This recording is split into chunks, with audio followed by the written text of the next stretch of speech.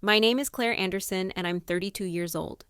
6 months ago, I stood in a conference room at Horizon Digital Marketing watching my former best friend and coworker, Melissa Grant, present my entire campaign strategy to our biggest client as if she had created it herself. She had stolen credit for my work for over a year, manipulated our boss into demoting me, and positioned herself for a promotion to creative director that should have been mine. What she didn't know was that I had spent the past 3 months quietly gathering evidence of every project she had stolen, every lie she had told, and every email that proved the work was mine. And I was about to expose all of it in front of the client, the CEO, and everyone who mattered. The look on her face when I pulled out my evidence and watched her career collapse in real time was the most satisfying moment of my professional life. If you're watching this story unfold, drop a comment about where you're watching from and hit that subscribe button, because what happened next proved that sometimes the best revenge is simply letting someone think they've won while you quietly build an airtight case against them. But to understand how I got to that moment, standing in a boardroom watching my supposed best friend's lies unravel, I need to take you back 3 years and show you how a friendship I thought was genuine was actually a carefully calculated professional sabotage. I started working at Horizon Digital Marketing in Seattle right after graduating with my master's degree in marketing and communications. The company was a mid-sized agency specializing in social media campaigns, brand development, and digital strategy for tech companies and startups. When I was hired as a marketing strategist at a salary of $75,000 a year, I was thrilled. It was exactly the kind of creative, fast-paced environment I had been hoping for. Melissa Grant had started at Horizon about 6 months before me, also as a marketing strategist. She was 29 at the time, charismatic and outgoing, with an easy confidence that made people gravitate toward her. During my first week, she took me under her wing, showing me around the office, introducing me to key people, and generally acting like the supportive colleague everyone hopes to find at a new job. "This place can be competitive, Art," she told me over coffee during my second day, "but I believe in women supporting women. We should stick together and help each other succeed." I was grateful for her friendship and mentorship. The marketing world could be cutthroat, and having an ally who seemed genuinely invested in my success felt like a huge advantage. Over the next few months, Melissa and I became close friends both inside and outside of work. We grabbed lunch together most days, collaborated on projects, and often stayed late brainstorming campaign ideas. She was fun, creative, and seemed to share my passion for innovative marketing strategies. Our boss, David Chen, was the vice president of creative services. He was 45, demanding but fair, and had built a reputation for running one of the most successful departments in the company. David valued results, creativity, and people who could work independently to deliver high-quality campaigns. The department structure was relatively flat. There were 8 marketing strategists, all at roughly the same level, reporting directly to David. Above him was the CEO, Patricia Williams, who had founded Horizon 15 years earlier and had grown it into a company with annual revenues of around $30 million. The unspoken understanding was that eventually, David would promote one of the strategists to creative director, creating a middle management layer and opening up opportunities for advancement. Everyone in the department wanted that position, but most of us were realistic about the competition and focused on doing our best work. Melissa, however, was obsessed with getting that promotion. She talked about it constantly, strategizing about how to get David's attention and position herself as the obvious choice. "I need to make sure I'm on the highest profile projects," she would say during our lunch conversations. "I need David to see me as indispensable." I understood ambition. I was ambitious too, but I believed the way to advance was through doing excellent work and letting that speak for itself. Melissa's approach seemed more calculated, more about perception management than substance. Still, she was my friend, and I supported her goals. When she asked me to help her brainstorm ideas for a pitch she was developing, I spent hours working with her, offering suggestions, and helping refine her concepts. When she wanted feedback on presentations, I gave her detailed notes and helped her practice. I thought we were supporting each other. I thought our friendship was genuine and mutual. I was completely wrong. The first incident happened about 8 months after I started at Horizon. I had been working on a social media campaign for a tech startup called CloudSync, which was launching a new project management platform. I had developed a comprehensive strategy that included influencer partnerships, user-generated content campaigns, and a viral video series that played on common workplace frustrations. The campaign concept was called Work Doesn't Have to Feel Like Work, and it featured humorous short videos showing chaotic office scenarios that could be solved with better project management tools. The tone was light but relatable, and the strategy included specific metrics for measuring engagement and conversion. I had spent weeks developing this campaign, doing market research, analyzing competitor strategies, and creating detailed mock-ups and timelines. I was proud of the work and excited to present it to David and the CloudSync client. The presentation was scheduled for a Thursday morning. Melissa and I had discussed the campaign several times because we often shared ideas with each other, and I valued her feedback. She had seen my full strategy deck, my research, and my creative concepts. On Wednesday afternoon, David called me into his office. "Claire, I need to talk to you about the CloudSync presentation tomorrow," he said, looking uncomfortable. "Is there a problem?" I asked, suddenly worried. "Melissa came to me this morning with a campaign strategy for CloudSync," David explained. "It's very similar to what you've been working on. She presented it as her own idea." My stomach dropped. "What do you mean, similar?" "I mean nearly identical," David said. "The same core concept, the same video series idea, even similar mock-ups. She said she had been developing it for the past few weeks." "But I've been working on this for weeks," I protested. "I shared it with Melissa because we're friends, and I wanted her feedback. She must have seen my work and presented it as her own." David sighed. "That's a serious accusation, Claire. Melissa insists she developed the concept independently. She says you might have seen her early notes and unconsciously incorporated her ideas." "That's not what happened," I said, my voice shaking with a combination of anger and disbelief. "The campaign is mine. I have all my research, my drafts, my timeline showing when I developed each element." "Can you prove that the work is yours and that you developed it before Melissa presented her version?" David asked. I thought about it. Most of my work was saved in files on my computer with timestamps, but Melissa could argue that she had been working on similar ideas that I had somehow copied. We had discussed the campaign multiple times, so she could claim that her ideas had influenced my work rather than the other way around. "I can show you my files and timestamps," I said. "But we've discussed so many campaigns together that it might be hard to prove conclusively that this specific concept originated with me." David nodded slowly. "Here's what I'm going to do. Tomorrow's presentation will proceed as scheduled, with you presenting your version of the campaign. Melissa will not present her version. But I want you to understand that this situation has created some concerns about collaboration and credit within the team. I need everyone to be clearer about who is working on what and who deserves credit for which I does." I left David's office feeling sick. Melissa had stolen my campaign idea and tried to present it as her own. She had only failed because David had noticed the similarity before the client presentation. But instead of being punished for attempted theft, she had successfully planted doubt about whether the work was truly mine. That evening, I confronted Melissa in the parking lot after work. "How could you do that?" I demanded. "I shared my CloudSync campaign with you because you're my friend, because I trusted you, and you tried to steal it and present it as your own work."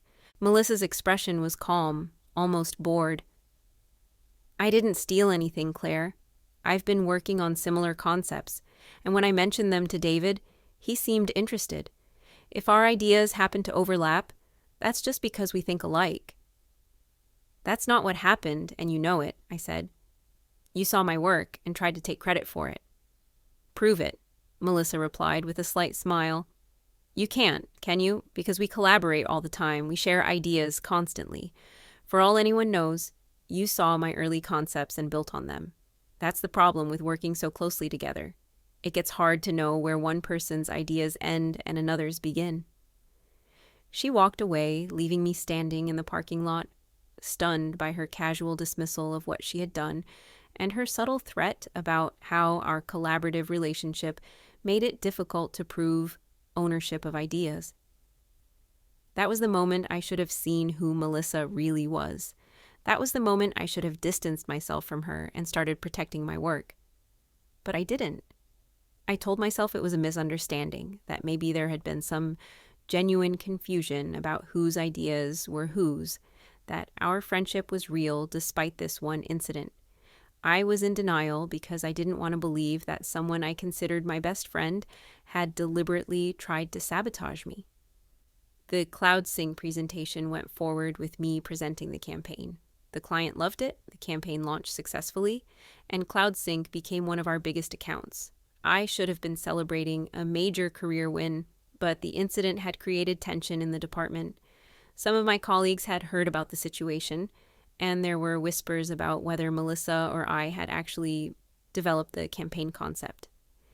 David seemed to be watching both of us more carefully, as if trying to determine who was trustworthy, and Melissa acted like nothing had happened. She continued being friendly, inviting me to lunch, asking about my projects. Her ability to maintain the facade of friendship after what she had done was unsettling, but I convinced myself that we could move past it. Over the following months, I became more cautious about what I shared with Melissa. I stopped showing her complete campaign strategies before presentations, and I made sure to document my work more carefully. But we still worked together on some projects, and I still considered her a friend, if a somewhat less trusted one. Then it happened again, and again, and again.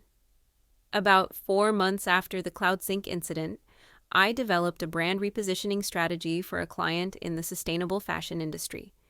The strategy involved partnering with environmental organizations and creating a transparency campaign about supply chain practices. It was innovative and aligned perfectly with current consumer values around sustainability. I mentioned the general concept to Melissa during a conversation about industry trends, but I didn't share my specific strategy or campaign details. 2 weeks later, during a department meeting, Melissa presented a nearly identical concept for a different client in the same industry. She positioned it as her own innovative thinking about sustainability marketing. I felt sick watching her present ideas that were clearly based on the concepts I had discussed with her, but I didn't say anything. I couldn't prove that she had taken my ideas, and calling her out would make me look paranoid or vindictive after the CloudSync situation. This pattern continued over the next year. I would develop a campaign concept or strategy. I would carefully avoid sharing it with Melissa in any specific way, but somehow she would end up presenting similar ideas for other clients, always positioning herself as the innovative thinker who had developed these cutting-edge approaches. I started to realize that Melissa wasn't just occasionally taking credit for shared ideas. She was systematically monitoring my work, taking my concepts, and presenting them as her own before I had a chance to execute them. She was building her reputation and her portfolio on the foundation of my creativity and strategic thinking.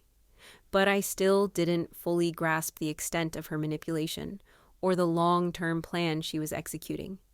About 18 months after I started at Horizon, David announced that the company was creating the creative director position.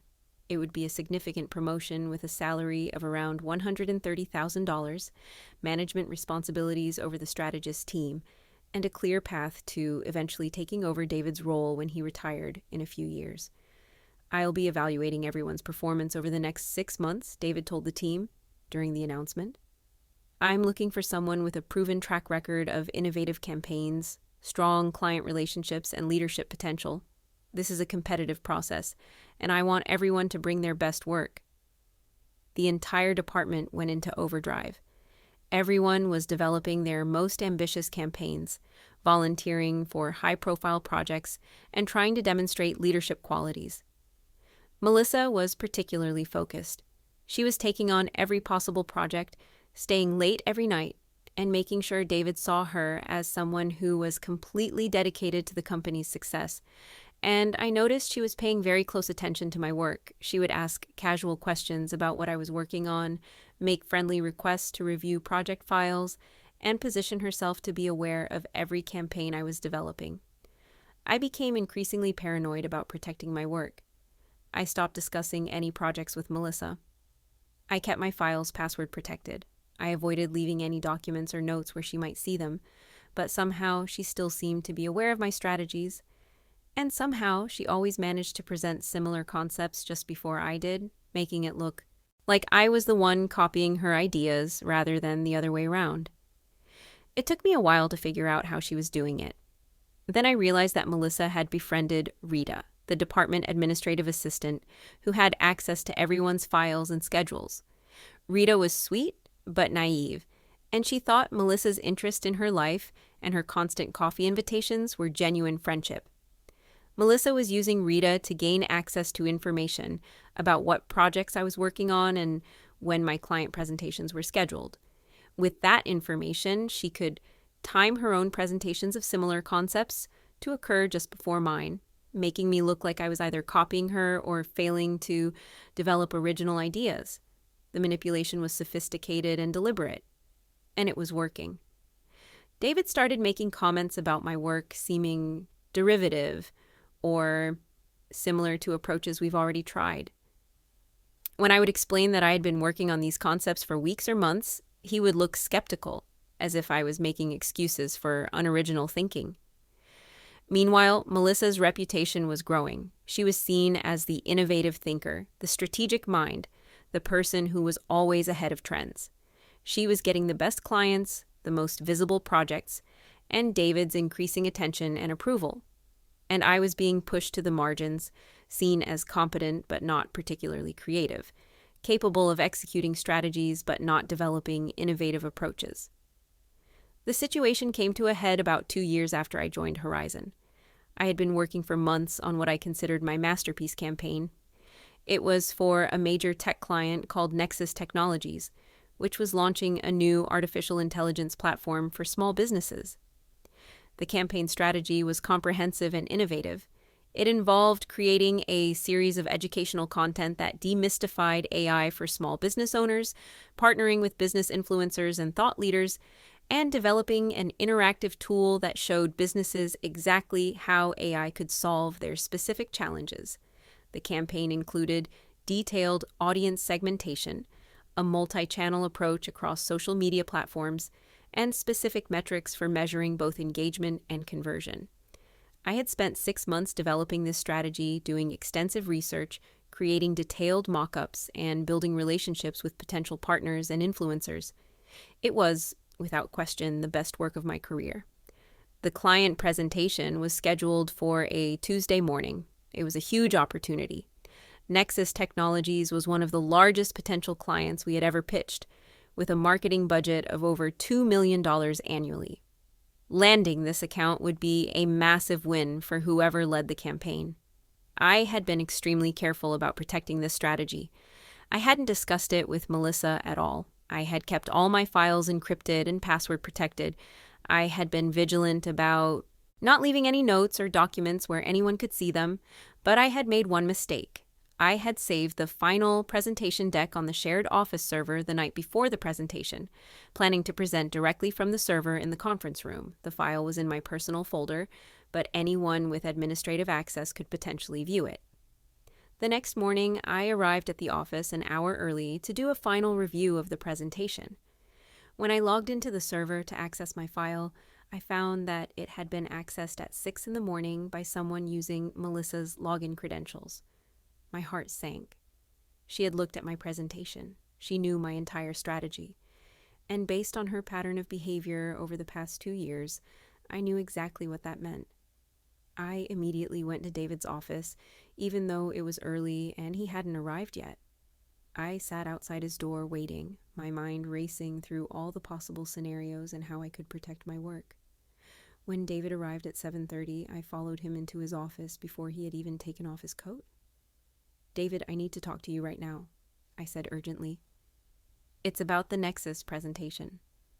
"Claire, the presentation is in 90 minutes, he replied, looking annoyed at the interruption. Whatever it is can wait until after. No, it can't, I insisted.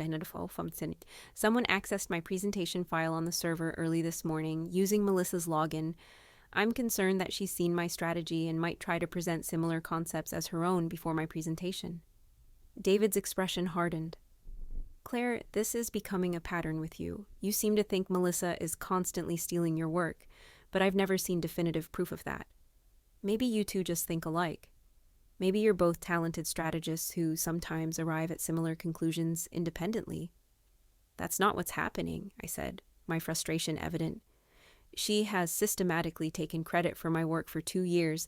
She's manipulated our department assistant to get information about my projects. She's timed her presentations to occur just before mine to make me look like I'm copying her. And now she's accessed my presentation file the morning of the biggest pitch of my career. Do you have proof of any of this? David asked. Actual evidence that Melissa has stolen your work, not just your suspicions and the fact that you both sometimes have similar ideas? I realized in that moment that I didn't have definitive proof. I had suspicions, I had observed patterns, I had noticed timing that seemed too coincidental, but I didn't have emails where Melissa admitted to stealing my work. I didn't have recordings of her discussing her strategy. I didn't have anything that would conclusively prove what I knew to be true. I have the file access logs showing she viewed my presentation this morning, I said weakly. That could be accidental, David replied. Maybe she was looking for her own files and clicked on yours by mistake. That's not proof of theft. I left David's office feeling defeated and angry. I knew what Melissa was doing, but I couldn't prove it. And David either didn't see it or didn't want to deal with the interpersonal conflict in his department. The Nexus presentation started at 9 o'clock. I arrived at the conference room to find not just the Nexus executives and our team, but also Patricia Williams, the CEO, who apparently wanted to be present for such an important pitch. David did the introductions and then turned to me to begin the presentation. I pulled up my strategy deck and started presenting my comprehensive AI campaign concept. I explained the educational content strategy, the influencer partnerships, the interactive tool, the audience segmentation, all of it. And as I presented, I watched Melissa's face. She was sitting across the table, and she looked completely calm and confident, occasionally nodding along as if she was familiar with everything I was saying, because she was familiar with it. She had reviewed my entire presentation that morning. The Nexus executives seemed interested, asking detailed questions about implementation timelines and budget allocations. I answered everything confidently, demonstrating my deep understanding of every aspect of the campaign. When I finished, there was a moment of silence, and then Patricia Williams spoke. "That's an impressive strategy, Claire," she said. "Very comprehensive and well thought out." I felt a surge of relief and pride. The CEO herself was praising my work. Then Patricia continued. "It's also remarkably similar to the proposal Melissa showed me last week when we were discussing this pitch." My blood ran cold. "What?" "Melissa came to my office last Wednesday," Patricia explained, looking between Melissa and me with a puzzled expression. "She said she had been developing a campaign strategy for Nexus and wanted my feedback before the official presentation. She showed me a deck that covered almost all of the same elements you just presented. The educational content concept, the influencer partnerships, even the interactive tool idea." I looked at Melissa, who maintained her calm expression while making subtle adjustments to look sympathetic and confused. "Patricia, I don't know what Melissa showed you," I said, my voice shaking. "But this campaign strategy is mine. I've been working on it for 6 months. I have research documents, draft presentations, email correspondence with potential partners, all time-stamped and documented." "I'm sure there's been some kind of misunderstanding," Melissa said smoothly. "Claire and I have collaborated on so many projects that sometimes our ideas overlap. I may have incorporated some concepts we discussed into my proposal without realizing they originated with her. I certainly didn't mean to present her work as my own." The phrasing was perfect. She wasn't denying that the work might be mine, but she was framing it as an innocent misunderstanding resulting from our collaboration. She was positioning herself as someone who had made an honest mistake, rather than someone who had deliberately stolen credit. This isn't collaboration, I insisted. I never discussed this specific campaign with Melissa. She accessed my presentation file this morning without permission and saw my complete strategy. Before that, she apparently showed you an earlier version that she must have obtained through other means. David cut in, looking uncomfortable and annoyed. Claire, I think we need to table this discussion for now. We have clients waiting, and this internal dispute isn't appropriate in front of Nexus executives. He was right, but I was so angry and frustrated that I could barely contain myself. Melissa had stolen my work again, had shown it to the CEO as her own, and was now successfully framing it as an innocent misunderstanding. The Nexus executives looked uncomfortable with the tension. The presentation ended awkwardly, with Patricia thanking us for the proposal and saying they would be in touch about next steps. After the clients left, Patricia, David, Melissa, and I remained in the conference room. All right, let's sort this out, Patricia said firmly. Claire, you're saying this campaign strategy is entirely your work. Melissa, you're saying you developed similar concepts independently. Is that correct? Yes, I said. Not exactly, Melissa replied carefully. I'm saying that Claire and I have worked so closely together over the past 2 years that our strategic thinking has become intertwined. We've shared ideas, built on each other's concepts, and collaborated extensively. The Nexus strategy probably includes elements that both of us contributed to, and it's genuinely difficult to separate out who originated which specific ideas. It was a masterful response. She was acknowledging that the work might include my ideas while claiming that her contributions were equally significant. She was making it impossible to definitively prove that the campaign was solely mine, because she was framing our entire professional relationship as one long collaboration where intellectual property lines were blurred. Claire, do you have documentation showing that you developed these concepts independently without Melissa's input? Patricia asked. I have my research files, draft presentations, and email correspondence, all with timestamps, I replied. I can show you the evolution of my thinking over 6 months. I can prove that I developed these concepts on my own. But you can't prove that you didn't incorporate ideas Melissa shared with you at some point, David pointed out. You two have worked together constantly. It's plausible that some of her thinking influenced your strategy, even if you weren't conscious of it. I realized I was trapped. Melissa had spent 2 years positioning our relationship as a close collaboration specifically, so she could later claim that any of my ideas were actually shared intellectual property. She had set up a situation where she could steal my work with plausible deniability. I want to be very clear, I said, looking directly at Patricia. This campaign is my work. I developed it independently over 6 months. Melissa did not contribute to it. She accessed my files without permission and presented my strategy as her own. That's theft, not collaboration. Patricia looked troubled. This is a serious accusation, Claire, but it's also a complicated situation. David, what's your assessment? David hesitated, clearly uncomfortable being put on the spot. Both Claire and Melissa are talented strategists. They have worked closely together, and there have been previous incidents where their ideas seem to overlap. Without clear evidence of deliberate theft, I think we have to consider the possibility that this is a case of genuinely similar thinking or unconscious collaboration. I felt my career slipping away. David wasn't willing to back me up. Patricia was skeptical of my claims, and Melissa was sitting there looking sympathetic and reasonable while successfully stealing credit for my best work. Here's what we're going to do, Patricia said after a long pause. The Nexus pitch will go forward, but it will be presented as a team effort between Claire and Melissa. You'll both be credited with the strategy. If we win the account, you'll co-manage the campaign. David, I want you to implement clearer protocols about project ownership and credit going forward. We can't have this kind of confusion in the future. That's not fair, I protested. This is my campaign. Melissa shouldn't get credit for work she didn't do. Claire, I understand you're upset, Patricia replied firmly. But without definitive proof of who originated what, the fair solution is to share credit. Take the win. If we land Nexus, it'll be a huge success for both of you." The meeting ended, and I left the conference room feeling like I had been punched in the stomach. Melissa had successfully stolen credit for my best work, and the company was rewarding her manipulation by giving her equal credit for a campaign she hadn't created. As I walked back to my desk, Melissa caught up with me in the hallway.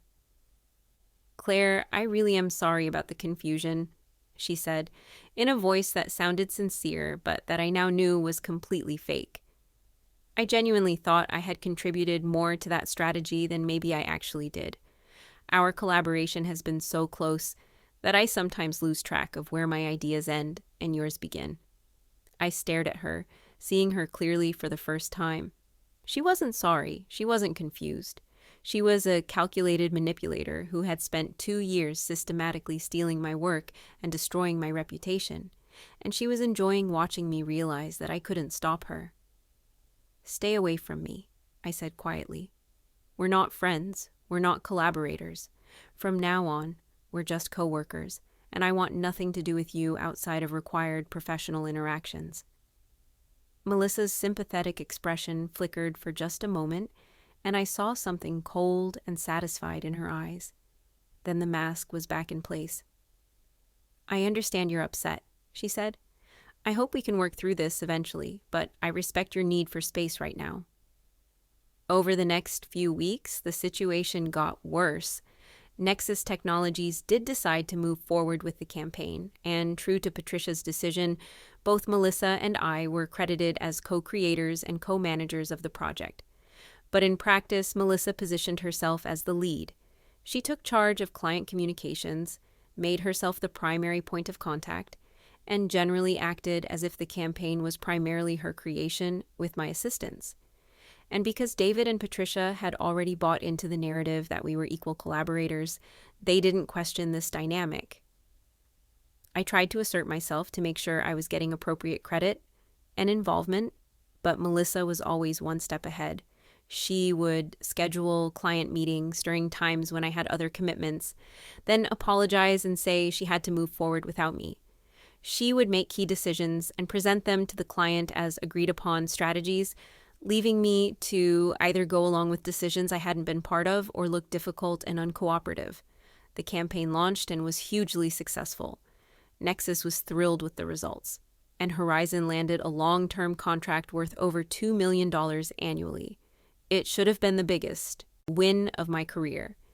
Instead, it became the foundation of Melissa's reputation as an innovative, strategic marketing genius. In all the internal communications, in client testimonials, in case studies the company developed, Melissa was prominently featured as the architect of the Nexus success. I was mentioned, but always in supporting terms, as if I had helped execute her vision rather than created the entire strategy myself. I watched my own work become the cornerstone of someone else's career advancement, and there was nothing I could do about it. 3 months after the Nexus campaign launched, David made an announcement. The creative director position had been decided. Melissa Grant would be promoted, effective immediately, with a new salary of $130,000 in management responsibility over the entire strategist team, including me. My former friend, the person who had systematically stolen my work for 2 years, was now my boss. But that wasn't even the worst part. 2 days after Melissa's promotion was announced, David called me into his office for what he described as a performance review conversation. "Claire, I want to talk to you about your performance over the past year," he began, his tone serious. "I've been concerned about what I see as a decline in your work quality and originality." I stared at him in disbelief. "A decline? David, I developed the Nexus campaign that just won us a $2 million account." "You co-developed it with Melissa," he corrected. "And that's actually part of what I want to discuss. You've seemed to rely heavily on collaboration to develop strategies, and I'm not seeing the independent creative thinking I need from senior strategists." "That's not accurate," I protested. "I develop all my strategies independently. The problem is that Melissa has been taking credit for my work and making it seem like her ideas are original when they're actually mine." David sighed. "Claire, we've had this conversation before. I know you believe Melissa has been stealing your ideas, but I haven't seen concrete evidence of that. What I have seen is a pattern where you claim credit for concepts that Melissa has also worked on, and that creates the impression that you're either unable to develop original ideas or unwilling to share credit appropriately. I felt like I was in a nightmare. David was interpreting Melissa's systematic theft as my failure to develop original work. Everything she had done to undermine me was now being used as evidence that I was an underperforming employee. David, please listen to me, I said, trying to keep my voice calm. Melissa has been manipulating this entire department for 2 years. She's stolen my work, timed her presentations to make me look derivative, and positioned herself for promotion by taking credit for campaigns I created. I know this sounds like paranoid accusations, but it's the truth. Do you have proof? David asked. Documentation, emails, anything that definitively shows Melissa stole your work? I have timestamps on my files, research documents, draft presentations. That shows you worked on various campaigns, David interrupted.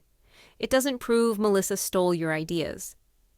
Look, Claire, I understand you're frustrated about not getting the creative director position, but making serious accusations against Melissa without proof isn't going to help your career here. What about the fact that she accessed my Nexus presentation file the morning of the pitch? I demanded. Which she explained was accidental, David replied. She was looking for her own files on the server. That's not evidence of theft. I realized this conversation was going nowhere. David had made up his mind about the narrative, and nothing I said was going to change it. So what does this mean for my role here? I asked. David looked uncomfortable. Given your performance concerns and the friction you've created within the team by repeatedly accusing Melissa of theft, we're moving you to a different position. You'll be transitioning from marketing strategist to marketing coordinator, reporting directly to Melissa in her new creative director role. The room seemed to tilt. You're demoting me?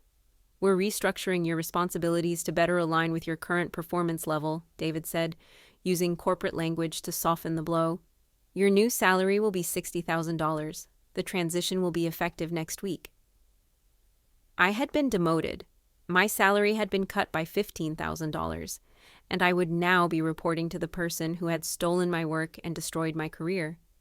This is retaliation, I said, my voice shaking with anger. You're punishing me for calling out Melissa's theft. This is a performance-based decision, David replied firmly. If you disagree with it, you're welcome to discuss it with HR, but the decision has been made.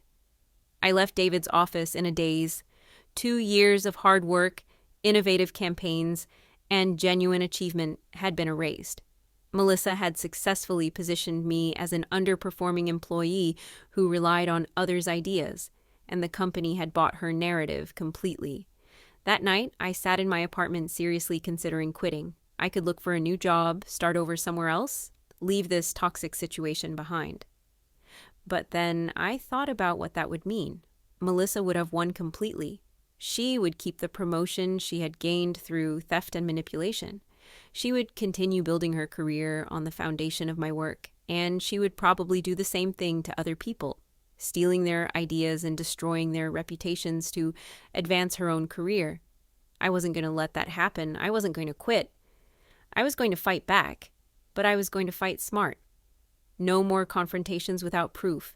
No more accusations that could be dismissed as paranoia or jealousy. I was going to gather evidence, build an airtight case, and expose exactly what Melissa had been doing.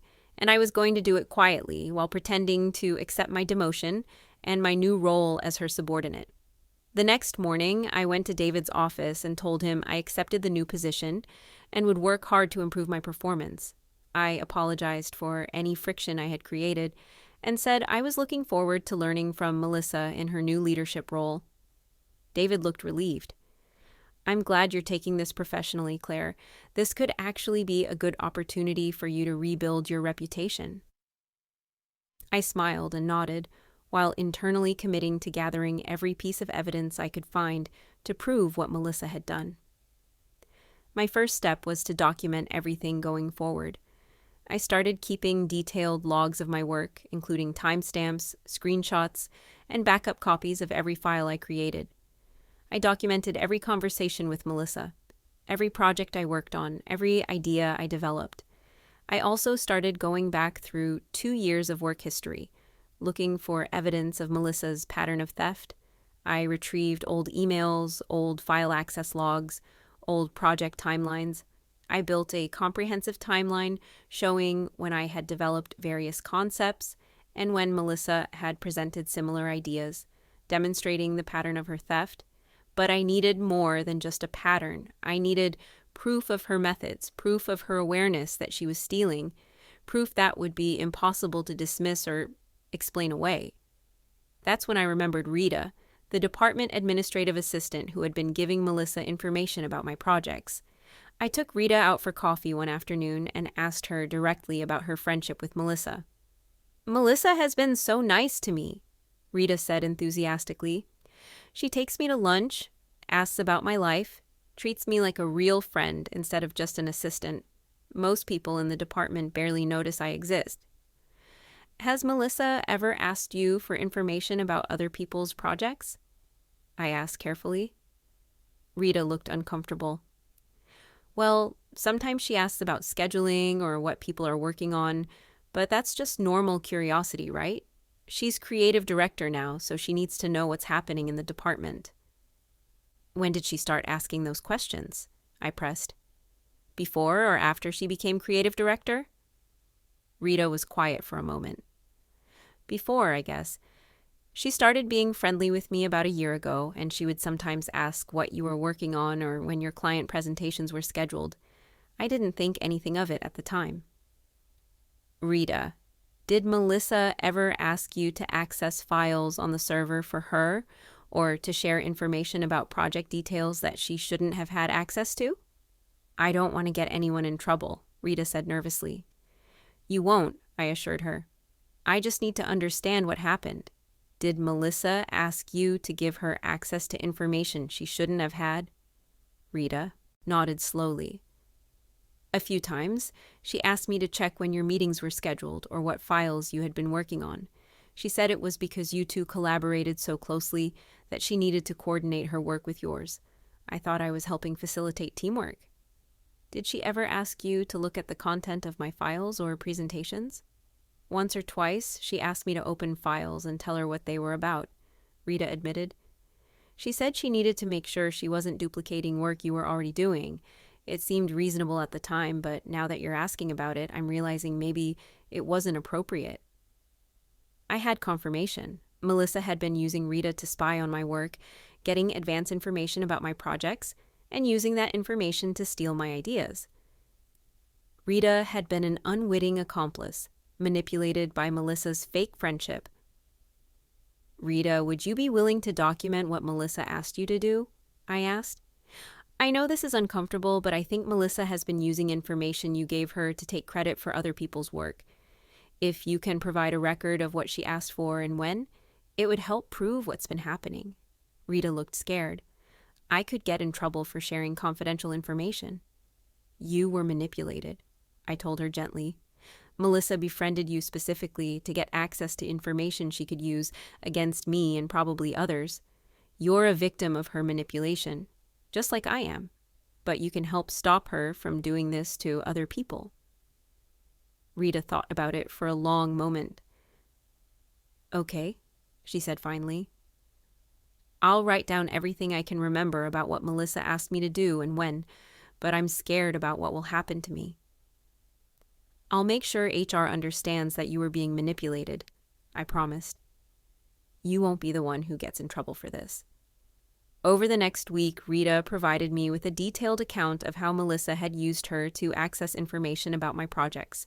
The account included specific dates, specific requests Melissa had made, and specific information Rita had provided. It was damning evidence, but I needed more.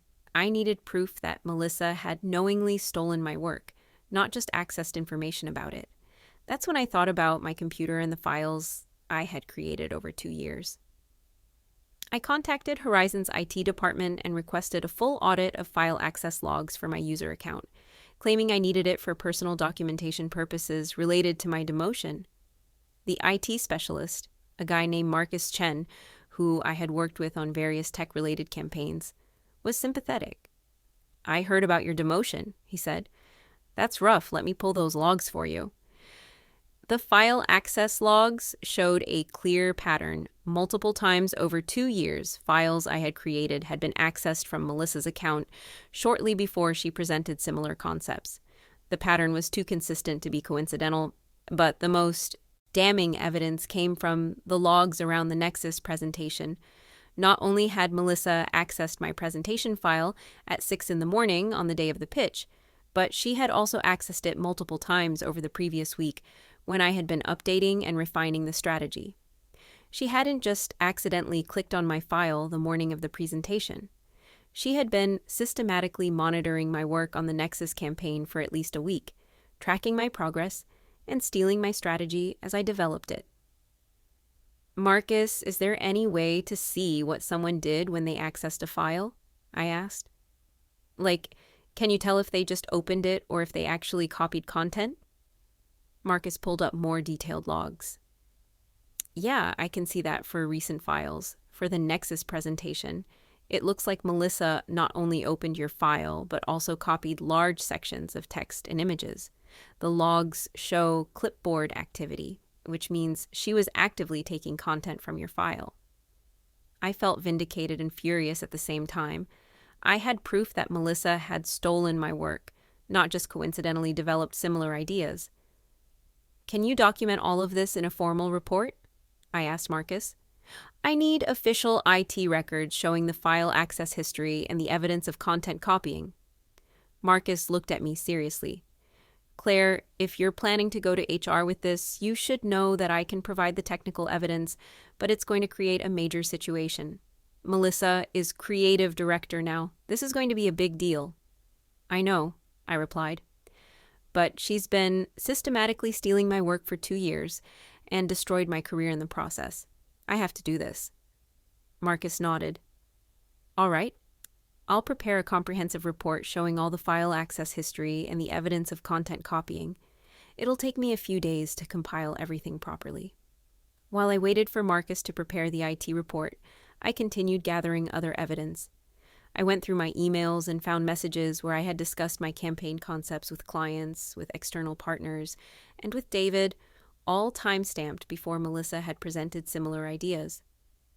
I documented the timeline of the CloudSync campaign, showing that I had been working on the concept for weeks before Melissa claimed to have developed it independently. I found draft presentations and research documents that proved the Nexus strategy was entirely my creation, developed over 6 months with no input from Melissa. I compiled everything into a comprehensive evidence package. The IT reports showing file theft, Rita's statement about being manipulated to provide information, the email records proving I had developed concepts before Melissa presented them, the timeline demonstrating a 2-year pattern of theft, and the financial impact showing how Melissa's theft had resulted in my demotion and a $15,000 salary reduction. Then I reached out to an employment attorney named Rachel Kim, who specialized in workplace misconduct and wrongful termination cases. Rachel reviewed my evidence package over the course of a week, asking detailed questions and requesting additional documentation. "Claire, this is one of the most clear-cut cases of workplace sabotage and intellectual property theft I've seen," she told me during our final consultation. "You have documented proof that your colleague systematically stole your work over a 2-year period, manipulated company resources to spy on your projects, and that the company demoted you based on a reputation she deliberately destroyed by taking credit for your ideas." "What should I do?" I asked. "First, you're going to file a formal complaint with HR presenting all of this evidence," Rachel explained. "The evidence is strong enough that the company will have to investigate seriously. They can't dismiss this as a personality conflict or a misunderstanding. You have proof of actual theft and manipulation." "What if HR doesn't take it seriously?" I worried. "Then we have a strong case for a lawsuit," Rachel replied. "Wrongful demotion, hostile work environment, failure to address workplace misconduct. But I don't think it will come to that. The evidence is too strong, and companies don't want this kind of liability. My guess is that once they see what you have, they'll take action against Melissa and reverse your demotion. I want more than that, I said. I want Melissa held accountable for what she did. I want her to lose the promotion she gained through theft. I want everyone to know what she did. We'll make that clear in your HR complaint, Rachel assured me. You're not just asking for your job back. You're asking for full accountability for her actions. 2 days later, I walked into the HR department with my attorney and requested a meeting with Barbara Stevens, the Director of Human Resources. Barbara was a no-nonsense woman in her 50s who had been with Horizon for over a decade. She listened carefully as Rachel outlined the situation and began presenting the evidence. "This is serious," Barbara said, after reviewing just the first section of the evidence package. "You're alleging that Melissa Grant, our newly promoted creative director, has been systematically stealing your work for 2 years." "Not alleging," Rachel corrected. "Proving. Look at the IT logs, look at the file access history, look at the evidence of clipboard activity showing she copied content directly from Claire's files. Look at the statement from your administrative assistant documenting how Melissa manipulated her to spy on Claire's work. This isn't a personality conflict. This is documented theft and sabotage." Barbara spent the next hour reviewing all the evidence. I watched her expression change from skeptical to concerned to genuinely shocked as she worked through the timeline, the IT reports, and the documentation of Melissa's systematic theft. "Why didn't you come to us sooner?" Barbara asked. "You've been documenting this for months, but only now bringing it to HR." "Because I tried to address it through my manager," I explained. "I told David Chen multiple times that Melissa was stealing my work. He didn't believe me because I couldn't prove it definitively at the time. I only realized I needed to build a comprehensive evidence package after I was demoted for supposedly underperforming, when in reality my underperformance was actually Melissa successfully stealing credit for my best work." Barbara nodded slowly.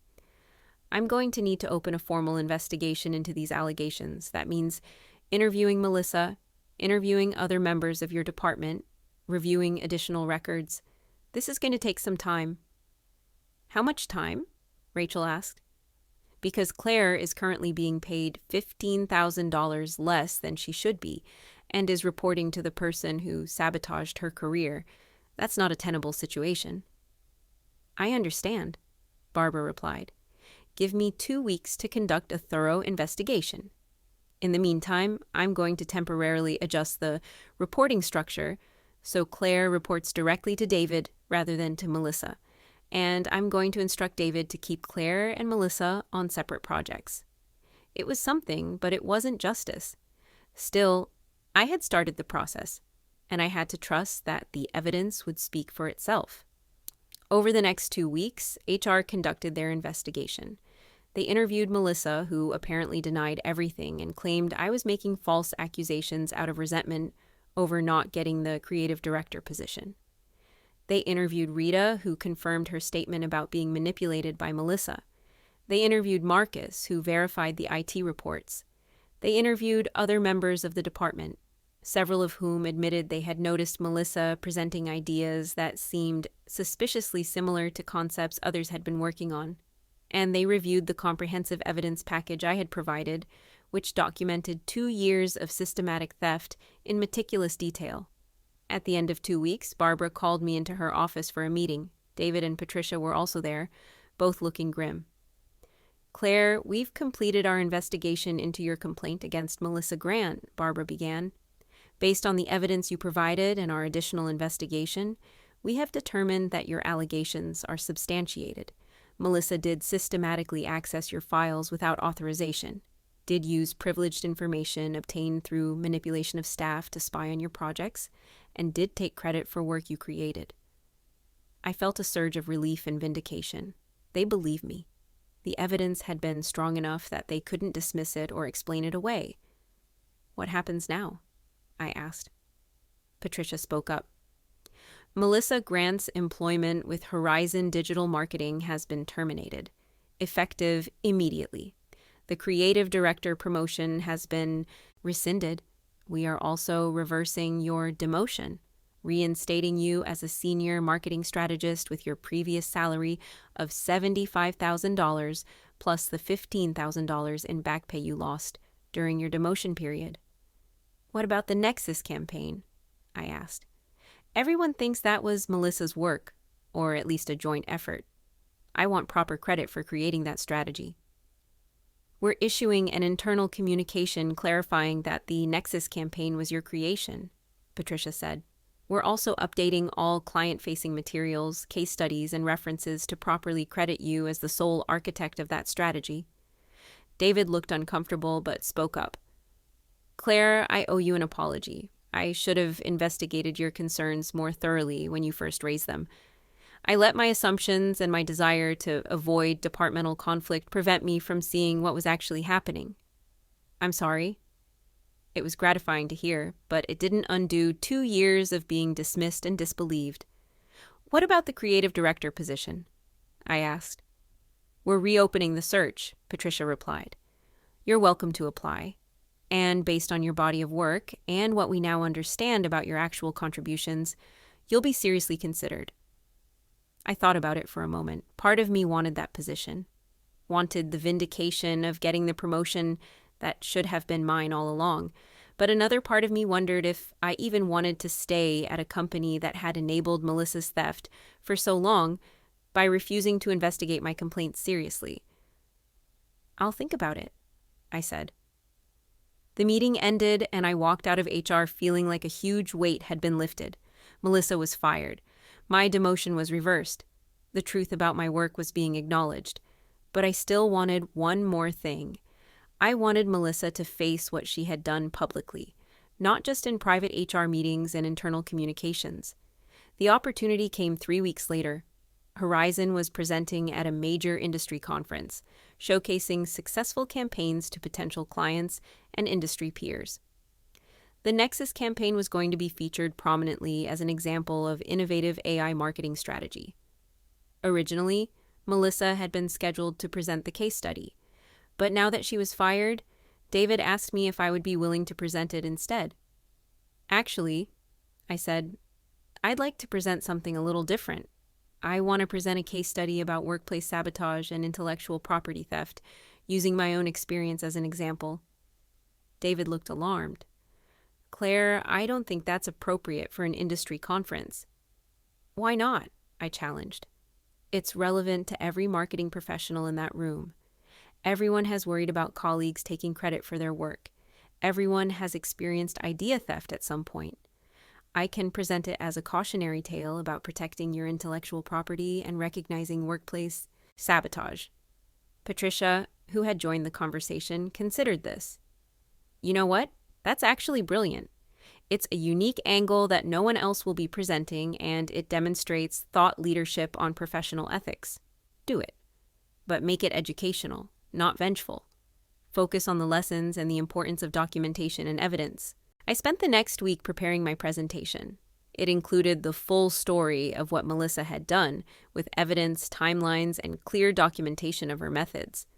But I framed it as a case study in recognizing and stopping workplace sabotage, with practical advice for protecting your work and building evidence when you suspect theft. The conference presentation was scheduled for a Saturday morning. The room was packed with marketing professionals, potential clients, and industry leaders.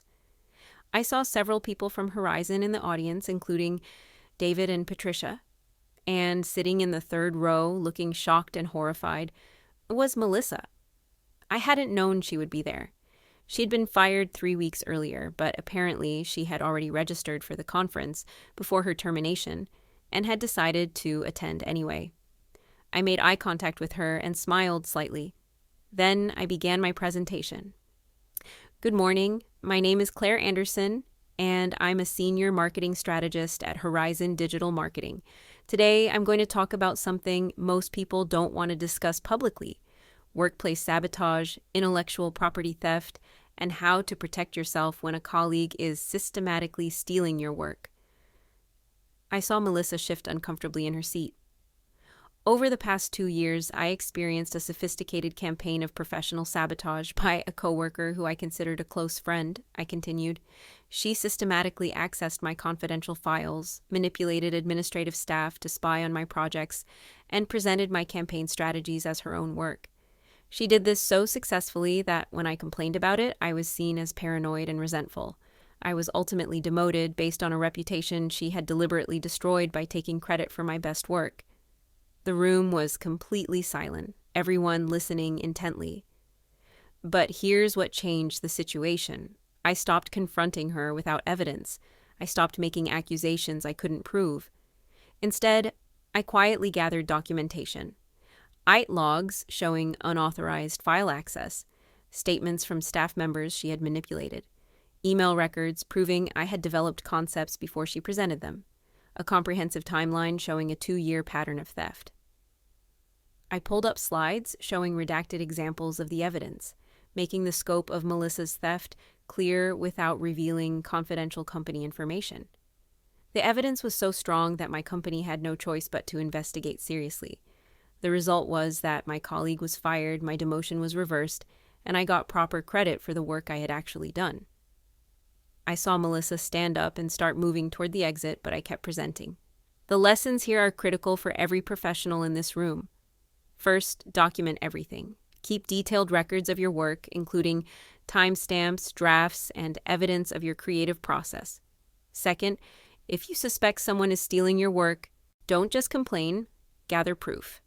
Third, understand the methods people use to steal intellectual property in the workplace. I went through a detailed list of red flags and sabotage tactics, all based on what Melissa had done to me. Fourth, when you have evidence, present it to HR or legal counsel, not just to your immediate manager. Individual managers may dismiss your concerns, but HR and legal teams take documented theft seriously because it creates liability for the company. I concluded the presentation with practical advice about protecting intellectual property, recognizing manipulation, and building cases when necessary. The colleague who sabotaged me thought she had won, I said in closing. She got promoted based on my work. She successfully destroyed my reputation.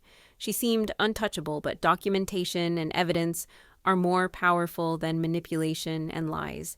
It took time, it took patience, and it took strategic thinking, but justice was ultimately served. Protect your work, trust your instincts when something feels wrong, and never let someone else take credit for your creativity and effort. The room erupted in applause.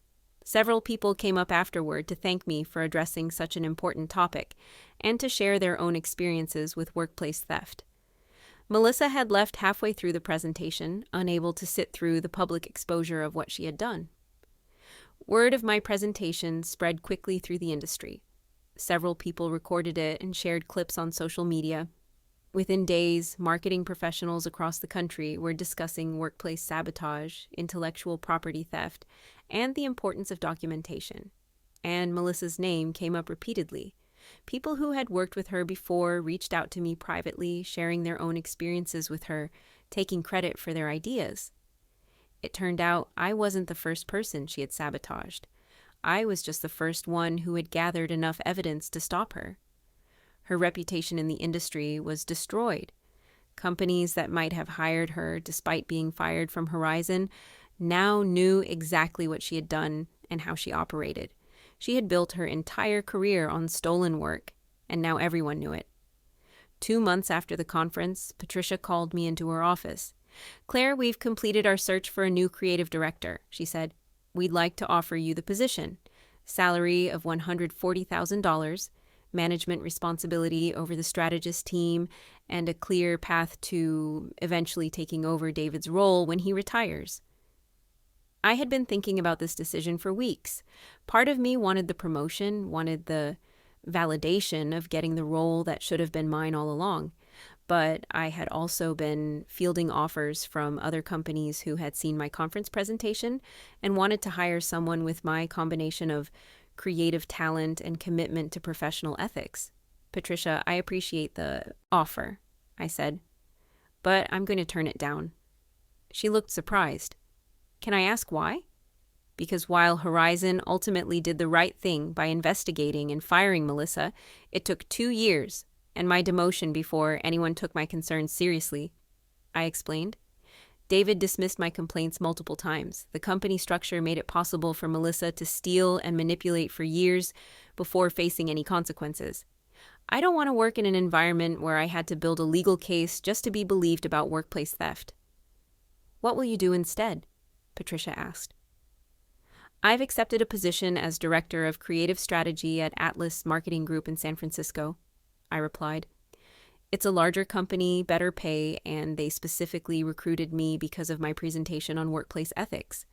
I'm going to build a department culture where intellectual property is protected and where people don't have to fight to get credit for their own work. Patricia nodded slowly. I understand. And for what it's worth, your experience here has led to significant policy changes. We're implementing new protocols for project documentation, clearer attribution systems, and better training for managers on recognizing and addressing workplace sabotage. That's good, I said. I hope it helps the next person who finds themselves in a situation like mine. I gave my notice and spent the next month transitioning out of Horizon. David apologized again for not believing me sooner. Several colleagues thanked me for exposing Melissa because they had also been victims of her manipulation. Rita, the administrative assistant, apologized tearfully for being used to spy on my work. You didn't do anything wrong, I told her. Melissa manipulated you. That's what manipulators do. They find vulnerable people and use them. You helped me build the case that stopped her. That's what matters. On my last day at Horizon, I packed up my desk and said goodbye to the colleagues who had become genuine friends. As I walked out of the building for the final time, I felt a complex mix of emotions. Relief that I was leaving a toxic situation behind, pride that I had successfully fought back against someone who tried to destroy me, and optimism about the new opportunities ahead. My new position at Atlas Marketing Group was everything I had hoped for. The salary was $160,000, significantly more than the creative director role at Horizon would have paid. The company culture valued documentation, clear attribution, and protecting employees' intellectual property. And I had the freedom to build a department based on the lessons I had learned from my experience with Melissa. 6 months into my new role, I was contacted by a journalist writing an article about workplace sabotage and intellectual property theft in the marketing industry. She had seen my conference presentation and wanted to interview me about my experience. The article, titled "The Hidden Cost of Workplace Idea Theft," was published in a major industry magazine. It featured my story prominently, along with insights from employment attorneys, HR professionals, and other marketing professionals who had experienced similar sabotage. The article mentioned Melissa by name, detailing what she had done and the consequences she faced. It became one of the most read articles the magazine had ever published, sparking conversations throughout the industry about professional ethics and intellectual property protection. Melissa reached out to me a few weeks after the article was published. It was a long email, carefully worded, attempting to apologize for what she had done, while also trying to minimize her actions and explain the pressures she had been under. I know I made mistakes, she wrote. I was so focused on advancing my career that I lost sight of what was right. I never meant to hurt you as badly as I did. I hope you can understand that I was dealing with my own insecurities and financial pressures. I thought if I could just get ahead, everything would be okay. I'm sorry for what I did, and I hope someday you can forgive me. I read the email twice, then deleted it without responding. Melissa didn't deserve my forgiveness, and I didn't owe her closure. She had spent 2 years systematically destroying my career for her own advancement. She had manipulated everyone around her, stolen my work, and caused me professional and emotional harm that had taken months to recover from. Her apology was too little, too late, and it was more about making herself feel better than about actually taking responsibility for what she had done. I moved forward with my life and my career at Atlas Marketing Group. I built a team of talented strategists who respected each other's work and collaborated genuinely rather than competitively. I implemented strict protocols for documenting project ownership and ensuring proper attribution. And I made it clear that intellectual property theft would not be tolerated in my department. The team thrived. We won major accounts, developed innovative campaigns, and built a reputation for creative excellence and professional integrity. Several of the strategists I hired and mentored went on to leadership positions at other companies, taking with them the values of ethical collaboration and respect for intellectual property.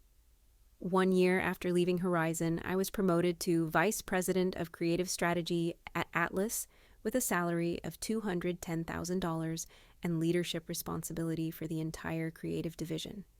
It was the role I had always wanted, earned through my own work and my own reputation rather than through stealing from others. Around the same time, I heard through industry connections that Melissa had been unable to find work in marketing. Her reputation had been so thoroughly destroyed by the exposure of what she had done that no reputable company would hire her. She had apparently left the industry entirely and was working in an unrelated field under a different name. I felt no satisfaction in her downfall, but I also felt no sympathy. She had made her choices, and she was living with the consequences. The same way I was living with the consequences of my choice to fight back, to gather evidence, and to expose what she had done. 2 years after the conference presentation that had publicly exposed Melissa's sabotage, I was invited to speak at a major marketing leadership summit about building ethical workplace cultures and protecting intellectual property. The audience included CEOs, creative directors, and senior strategists from companies across the country. I told my story again, but this time with the perspective of having built a successful department based on the lessons I had learned. When someone sabotaged my career, I had 2 choices, I told the audience.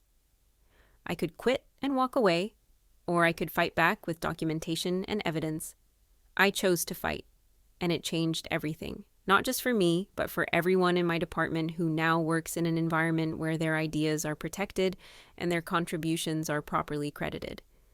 I shared specific strategies for protecting intellectual property, recognizing manipulation, and creating department cultures where theft and sabotage couldn't thrive. The best prevention for workplace sabotage is transparency, I explained.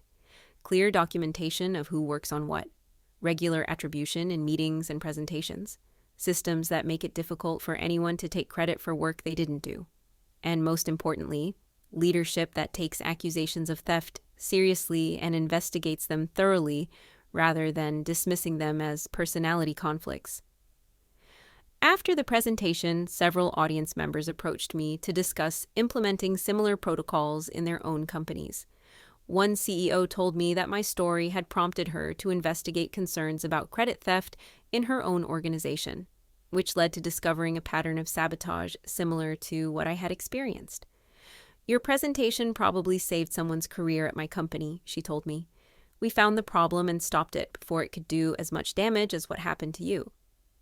That was when I realized that my experience, as painful as it had been, had value beyond just my own vindication.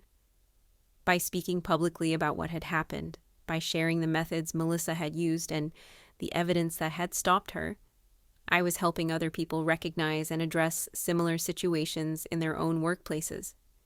3 years after leaving Horizon, I was headhunted by a major tech company in Silicon Valley to serve as their chief marketing officer. The salary was $350,000 with equity and benefits that brought the total compensation package to over $500,000 annually. It was the pinnacle of what I had been working toward my entire career. Achieved through genuine talent, hard work, and ethical professional behavior. During the interview process, the CEO asked me directly about my experience with Melissa and the workplace sabotage that had become somewhat famous in marketing circles. "I want to know how you handled that situation," he said, "because it tells me a lot about your character and your leadership philosophy." I explained how I had gathered evidence, worked with HR and legal counsel, and ultimately exposed the theft through documentation rather than through accusations alone. "What impresses me most," the CEO replied, "is that you didn't just get revenge. You used the experience to build better systems and to help other people avoid similar situations. That's the kind of leadership we need. I accepted the position and moved to the Bay Area to start the next chapter of my career. The role was challenging and rewarding, overseeing marketing strategy for a company with hundreds of millions in annual revenue and a global customer base. But more than the title or the salary, what mattered was that I had rebuilt my career on my own terms, based on my own work. Everything I had achieved since leaving Horizon was undeniably mine. No one could claim they had contributed to my success, or that I had built my reputation on stolen ideas. 4 years after the incident with Melissa, I received an unexpected message on LinkedIn. It was from a young marketing strategist named Jordan Taylor, who worked at a small agency in Austin. "I hope this message isn't too forward," Jordan wrote, "but I wanted to thank you. I've been experiencing something very similar to what you went through with your colleague stealing credit for my work. I saw your conference presentation and read the article about your experience, and it gave me the courage to start documenting everything and building a case. Because of your example, I knew what to do and how to protect myself. I'm meeting with HR next week with comprehensive evidence, and I'm confident they'll take it seriously because I followed your approach. You probably save people's careers all the time without even knowing it. Thank you." I responded to Jordan's message with encouragement and offered to be available if they needed advice during their HR process. Over the following weeks, I heard back that their company had investigated, found the evidence compelling, and had taken action against the colleague who had been stealing credit. "It worked exactly like you said it would," Jordan wrote. "Documentation and evidence are more powerful than manipulation and lies. Thank you for showing me that it's possible to fight back and win." That exchange made me realize something important. What Melissa had done to me was terrible and had caused significant harm to my career and my well-being. But by fighting back successfully and speaking publicly about the experience, I had created a roadmap that other people could follow when they found themselves in similar situations. My experience had become a cautionary tale for potential saboteurs and a guide for victims of workplace theft. That was worth more than any revenge or vindication. 5 years after leaving Horizon, I was thriving professionally and personally. I had built a successful career based on genuine achievement. I had created systems and protocols that protected other people from experiencing what I had gone through. I had mentored dozens of young marketing professionals and helped them navigate the competitive and sometimes cutthroat world of creative strategy. And I had learned valuable lessons about trust, documentation, and the importance of standing up for yourself, even when it seems impossible. I thought about Melissa sometimes, wondering what her life was like now that she had been exposed and exiled from the industry she had tried to conquer through theft and manipulation. But mostly, I just felt grateful that I had survived her sabotage and had emerged stronger, wiser, and more successful than I had ever been when we were friends. The best revenge, I had learned, wasn't destroying the person who tried to destroy you. It was succeeding so completely that their betrayal became irrelevant, just a footnote in your story, rather than the defining moment they had intended it to be. 6 years after the initial betrayal, I was invited to give a keynote address at the same industry conference where I had first publicly exposed Melissa's theft. The conference organizers wanted me to speak about leadership, ethics, and building successful creative teams. Standing on that stage, looking out at hundreds of marketing professionals, I reflected on how far I had come since that day when I had exposed Melissa's sabotage to a shocked audience. 6 years ago, I stood on this stage and told you about a colleague who had systematically stolen my work and destroyed my career. I began. I told you about gathering evidence, working with HR, and ultimately achieving justice. What I didn't know then was that my story would resonate with so many people that it would help others in similar situations, and that it would lead to industry-wide conversations about intellectual property protection and workplace ethics. I shared updates about the policies and systems I had implemented at Atlas and at my current company, showing how it was possible to create environments where collaboration thrived without enabling theft. The colleague who sabotaged me thought she was advancing her career, I continued. She thought stealing my work was a shortcut to success.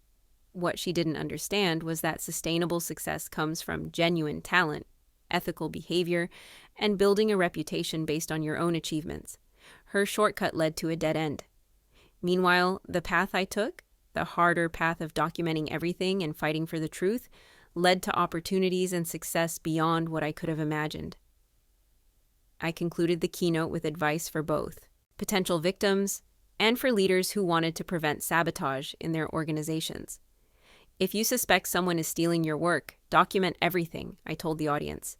Don't just complain, build a case, gather evidence, work with HR and legal counsel, be patient and strategic, and trust that the truth, when properly documented, is more powerful than any manipulation. And if you're a leader, create systems that protect your people's intellectual property, make attribution clear and public, investigate concerns seriously rather than dismissing them as personality conflicts, build a culture where the right behavior is rewarded and the wrong behavior has real consequences. The keynote received a standing ovation. Afterward, dozens of people approached me to share their own stories, to thank me for speaking out, and to discuss how they were implementing similar protections in their own organizations. That evening, as I flew home to San Francisco, I reflected on the journey I had been on. From being a young strategist who trusted too easily, to being a victim of systematic sabotage, to being someone who had fought back successfully and had helped change industry practices around intellectual property protection. Melissa had tried to steal my career, but instead, she had inadvertently launched me on a path that led to greater success and influence than I would have achieved otherwise. By forcing me to fight back, to document everything, and to speak publicly about workplace theft, she had turned me into a thought leader on professional ethics and a mentor to countless young professionals navigating similar challenges. 7 years after the initial betrayal, my career had far exceeded what I had hoped for when I first started in marketing. I was chief marketing officer of a major tech company. I was a respected speaker on leadership and ethics. I had mentored dozens of successful marketers, and I had fundamentally changed how many companies approached intellectual property protection and attribution. And Melissa, I heard through industry connections that she had left marketing entirely, changed her name, and was working in a completely different field where her reputation couldn't follow her. She had burned too many bridges, stolen from too many people, and destroyed her credibility so thoroughly that there was no path back to the career she had tried to build through theft. I felt no pleasure in her downfall, but I also felt no regret about exposing what she had done. She had made her choices, and I had made mine. She chose manipulation and theft. I chose documentation and truth, and we were both living with the outcomes of those choices. The difference was that I could look at my career with pride, knowing that everything I had achieved was genuinely mine. Every promotion, every success, every accolade was based on my actual work and my actual contributions. I didn't have to worry about being exposed or having my reputation destroyed because I had built it honestly. That peace of mind, that confidence in my own achievements was worth more than any promotion or salary. It was the real victory in the entire situation. As I continued to advance in my career, speaking at conferences, mentoring young professionals, and building successful teams, I often told my story as a cautionary tale and an inspiration. I showed people that it was possible to fight back against workplace sabotage, that documentation and evidence were powerful tools, and that ethical behavior ultimately led to more sustainable success than manipulation and theft. And I always ended with the same message: protect your work, document everything, trust your instincts when something feels wrong, and never let someone else take credit for your creativity and effort. The path to genuine success might be harder and slower than the shortcut of stealing from others, but it's the only path that leads to achievements you can actually be proud of. If you're watching this and recognizing patterns from your own workplace, if you have a colleague who seems to always present ideas similar to yours right before you do, if you feel like someone is systematically undermining your reputation while building their own on your work, I want you to know that you can fight back. Document everything. Gather evidence. work with HR or legal counsel. Be patient and strategic. And trust that the truth, when properly proven, is more powerful than any manipulation. Melissa tried to destroy my career by stealing my work and manipulating everyone around us. She succeeded temporarily, getting me demoted and taking credit for my best campaigns. But ultimately, her theft was exposed, her reputation was destroyed, and she lost everything she had gained through manipulation. Meanwhile, I rebuilt my career honestly, achieved success that was undeniably mine, and helped countless other people protect themselves from similar sabotage. That's the real difference between us. She took shortcuts that led nowhere. I took the harder path that led to genuine achievement and sustainable success. The best revenge against someone who tries to steal your career isn't destroying them. It's succeeding so completely, so undeniably, that their betrayal becomes just a minor obstacle you overcame on your way to achievements they could never have imagined. If this story resonated with you, please share it with someone who might be experiencing workplace sabotage or intellectual property theft. Drop a comment about your own experiences with colleagues taking credit for your work. And don't forget to subscribe for more stories about standing up for yourself and building success through ethical behavior and genuine achievement. Remember, documentation and evidence are more powerful than manipulation and lies. Protect your work, trust your instincts, and never let anyone take credit for your creativity and effort. Your achievements should be yours, earned through your own talent and hard work, not stolen by someone who thinks sabotage is a path to success. Thank you for listening to my story. I hope it helps someone out there who's dealing with a manipulative colleague, who's watching someone else take credit for their work, or who's wondering if it's worth fighting back when the odds seem impossible. It is worth it. Document everything, build your case, and trust that the truth will prevail. It took time, it took patience, and it took strategic thinking, but justice was served. And more importantly, I built a career I can be genuinely proud of based on my own work and my own integrity. The colleague who tried to steal my career thought she had won when she got promoted and I got demoted, but she was wrong. I won by surviving her sabotage, exposing her theft, and building success that was undeniably mine. That's the real victory, and that's the story I'm proud to tell.